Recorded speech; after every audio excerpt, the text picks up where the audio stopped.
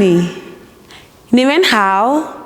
今天我们要学习含有淀粉的食物。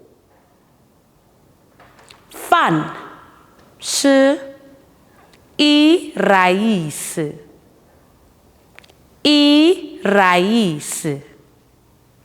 炒饭raíz sirve，raíz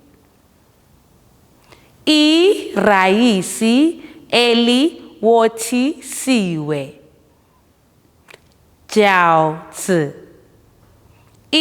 tombolo，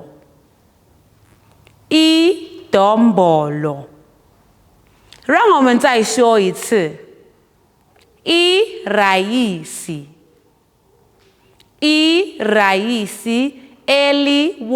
sirve，tombolo。我们的课结束了，请记住要点赞、订阅和分享。下节课见，再见。